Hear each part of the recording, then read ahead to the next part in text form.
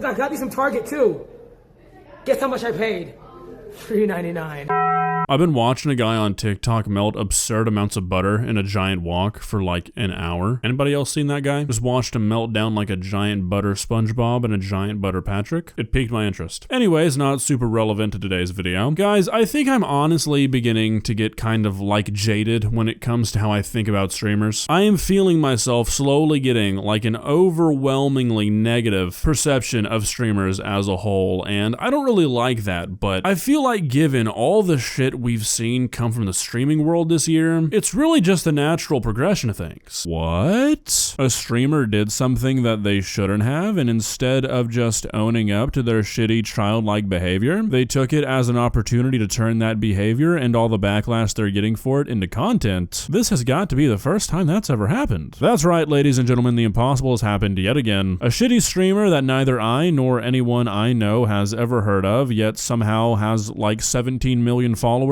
on every single social media platform, has once again done something they shouldn't have, and instead of behaving like a well-adjusted adult and just apologizing for it or owning up to it, they have decided to take this opportunity while extra eyes are on them to prove to the world that whatever they did was just the tip of the iceberg to their shitty behavior. It's a tale as old as Twitch. Nina Lynn, a name that I'm sure to many of you probably doesn't mean anything, and that's not meant as like a dig towards Nina. Don't worry, there will be plenty of those, but there's just so many like stupidly popular streamers these days that I feel like it's kind of hard to keep up with them all. And I've got to assume that's at least part of the reason that it seems like streamers, more so than any other kind of content creator, are in this eternal race to see who can get in the most trouble all of the time. In the world of streaming, where it seems like the worst audiences go to support the worst people, there really doesn't seem to be any such thing as bad publicity, and we see that all the fucking time. It's actually just kind of getting old. But we've recently seen it here again with this Nina Lynn, a popular IRL streamer who's gotten into some trouble for stealing at a Target while live streaming. Now, this is not the first time that Nina has been at the center of a controversy, and after some people started to look into it, this is not even close to the first time that she's stolen on stream. But before all this, a lot of people were already pretty upset with her, because back in October, a clip resurfaced from a live stream in 2024 where Nina and another streamer, Zoe Spencer, were seen touching FaZe Silky's assistant Ced as he was visibly and audibly protesting. It was a very uncomfortable clip, and a lot of people rightfully called it out as sexual assault, and eventually it resulted in Nina Lynn being banned off of Twitch. You might be able to figure out, though, that we would not be here talking about a new incident if that ban stuck, and since the CEO of Twitch has proven himself to be a giant fucking weirdo, of course it didn't. At first, it was a ban that was lifted after just one day, and then there was a second ban that lasted for about a week. So clearly, Twitch is really cracking down on the bad guys. Now, surprisingly, and this is really the kind of twist that nobody can see coming, when a person that has proven themselves to not be a good person gets away with doing something really bad and is even like kind of rewarded for it, they tend to not really be all that motivated to change their ways. And we see that in effect because once Nina came back, she was immediately back to her old bullshit, which, like I mentioned earlier, led to her being caught shoplifting on livestream. And I say once again because once this became such a big thing, somebody actually put together a compilation of all the times they could find her shoplifting while she was streaming, and it's a lot, like a comical amount. But we'll get to that in a minute. I'm going to show you the clip that sort of started all of this. Real quick before I do that, I want to apologize that this is the clip I have to show you. It's fucking terrible, but it's the only one I could find, so bear with me, please. Insert super clever, unique joke about how getting one of these hoodies is a steal because they're so soft and awesome. Please buy a hoodie, please buy a hoodie, please subscribe. This shit, GG's. It's GG's, bro. It might really be GG's gang. This right here is crazy. $230. Okay, so that's really all you need to see. I'm kind of afraid that this fucking Dexter music in the background is going to get me copyright claimed. But as you can see, she puts the butter on top of the steak, scans the butter, and then puts both things in the bag. I don't really know if that was to like trick people into thinking she scanned the steak. Surely not. Nobody can be that stupid. Nobody would fall for that, and I don't think anybody would think anybody would fall for that. So I think this is her just like blatantly shoplifting. As you'll see, clearly she does not have an issue with doing that on camera. But this was the big thing where she got caught shoplifting, and instead of just being like, look, I did something stupid, I shouldn't have stolen the steak, I was going for the content, I was going for the clip, my bad. Or just simply ignoring it because nobody would have cared about this after like 15 minutes, she did this. Oh no, he's wildin'. I'm telling you, bro, even if it was the steaks, bro, yo, bro, ain't nobody missing no fucking money, bitch. Calm the fuck down. No, Target is not losing no type of fucking money from some steaks, bitch. Right? Ass fucking bum ass steaks. I don't give a shit. Okay, I like it. The classic excuse of the place I just stole from is somehow not losing money for me stealing from them. Now look, don't get me wrong, I'm not gonna sit here and be like, we need to feel bad for Target guys. This might make them go under. But I just find it kind of funny how people say this all the time. Like, surely you can't really believe this, right? Like, I understand what you're probably trying to say, and it's like they're not gonna miss it, they're not gonna notice it, but they are definitely losing money from you stealing something that they were offering for sale. Like, let's not cope our way out of this, okay? Also, I find it really funny how the person who makes 6 figures, maybe even 7 from streaming, who got caught stealing steaks from a Target, somehow thinks the steaks are the bums. I feel like you might have that one backwards. Man, if I put this on Twitter too, your mom's a bitch, you's a bitch, and happy holidays, all you hoes is bitches. Go ahead, put that on Twitter. I bet you won't. I bet you won't. Just put that on Twitter. I bet you won't. Yeah. This is genuinely like a little bit sad. I had to Google how old she was after this. The woman who just said what a teenage boy would say in this situation, complete with the whole like looking over at your friend group for validation to make sure that they thought what you said was cool, is 24 years old. Like, damn, that's kind of sad. Somebody says, hey, maybe you shouldn't steal, and you're like, yeah, well, your mom's a bitch. Put that on Twitter. I'm not gonna lie, I don't even really understand the correlation. And then the whole put that on Twitter, I bet you won't. Put what on Twitter? Saying, hey, look at this dumbass say something stupid? That's like half of Twitter. No. I don't give a fuck. I don't give a fuck, bitch. I don't give a fuck. Happy holidays, whores. Yo, like, I don't give a shit. Oh, hold on. Oh, matter of fact, you want to make a news? I got these from Target too, guys. Look, I got these from Target too. Guess how much I paid? $3.99. Get mad, bitch.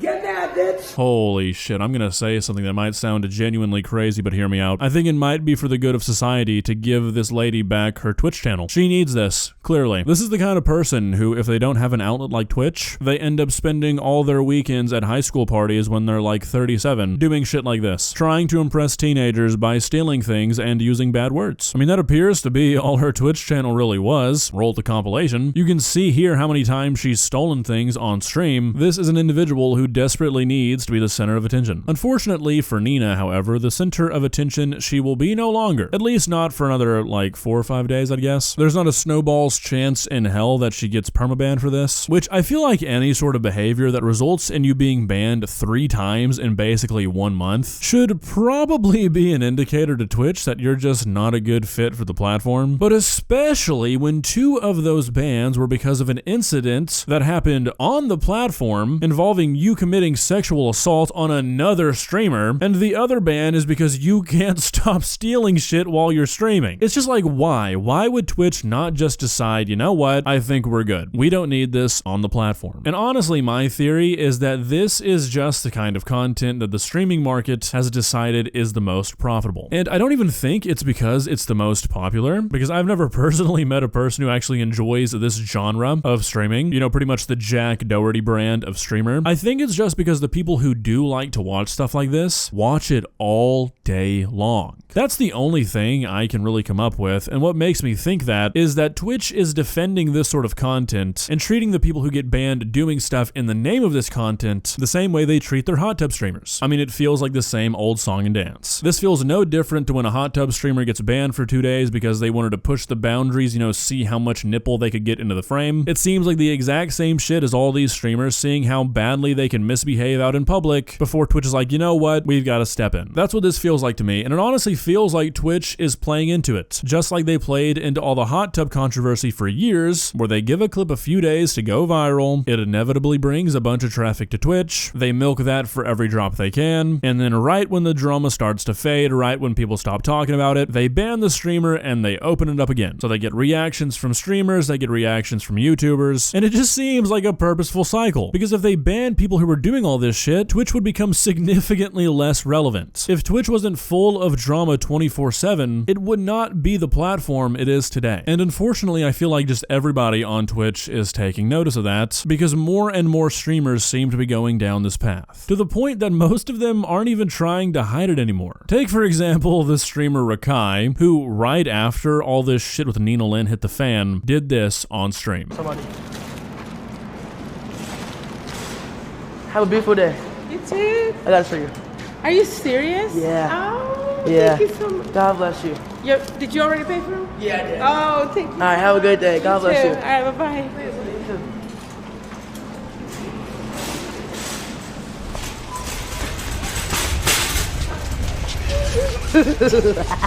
So yeah, one person gets a bunch of attention for shoplifting. Let's just all start shoplifting. Now, what's really kind of wacky about all this is Rakai was banned too, but according to Rakai, on his end, it showed that he was banned for 2 fucking years. Where I know for a fact if Nina Lynn got anywhere near that on her end, she'd be talking about it and we know about it. Now, according to Twitch, this was just a visual bug, but it was only confirmed as a visual bug after about a day of people being like, hey, this really isn't fair. Nina Lynn was just given what we all know was going to end up being a slap on the wrist for this. On top of that, this kid stole a bouquet of flowers. Given Nina Lynn's history, I would not be surprised if somewhere there's a clip of her stealing a fucking car on stream. So was it a visual bug? Is it a walkback? Who really knows? What I feel like is important here, however, the moral of the story, is that if Twitch doesn't make some real changes and make them quick, Twitch is just going to end up being the next Kick. I mean, like, really, it already feels like it's kind of getting there. Twitch has always been a drama farm, but I feel like it is moving in the direction of the kind of drama farm that other live streaming websites are hated for being. I feel like at least for a while, Twitch's drama was sort of like isolated, but now it really just seems like every single major streamer on every single major streaming platform is constantly trying to stir up as much shit as they can possibly manage. And that is all they do. Now that doesn't really surprise me, given the state of things. Arguing on the internet seems to be like America's pastime right now, but I feel like at some point, something's gotta give. If we keep letting streamers push the boundaries of what is acceptable on a live stream, past the point that we're already at, where multiple streamers already feel very, very comfortable consistently committing crimes while they're streaming, I feel like things are about to get real fucky. Well, guys, what are your thoughts? Like I said, I feel like Twitch really has to make a decision here, because I can't imagine this being a fruitful path in the long run for Twitch to go down. Obviously, this kind of strategy works in the short term, and you see a lot of social media platforms sort of like survive off this drama cycle that Twitch seems to be going through, but